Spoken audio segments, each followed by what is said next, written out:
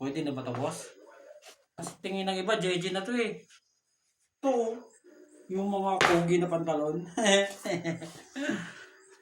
JJ na daw to sa kanila, boss eh. Yung mga batang 20s ngayon. Pag nakita nila to, JJ na to sa kanila, boss eh.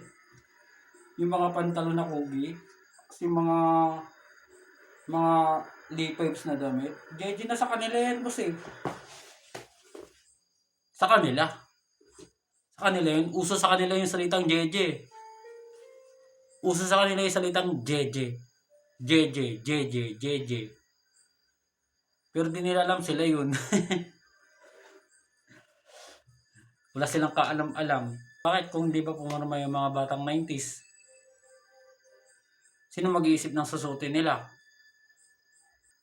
Gagawa ng panghipap na damit? Nakakatawa.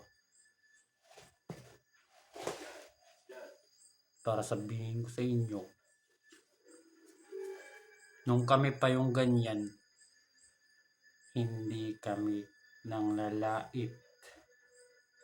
Namimigay kami ng pantalon namin. Namimigay kami ng mga damit namin. Yung mga rap contest dati, hindi pa uso yung flip top battle dati. Yung mga rap contest, dami niyan. Naabutan namin yan sa Taguig dati, sa Maharlika. Basta buong Taguig. Naiikot namin yan. Kaso ngayon, wala na akong time eh. Pinili ko na lang yung normal na buhay kaysa magiging gangster ako. Sarap dito sa loob ng bahay ko. Walang kaingay-ingay. Sa labas. Puro mayayabang.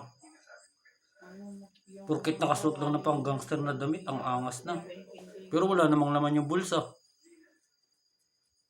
Kaltukan ko ulo niyo. Joke lang yan mga boss. Naiinis lang ako sa mayabang.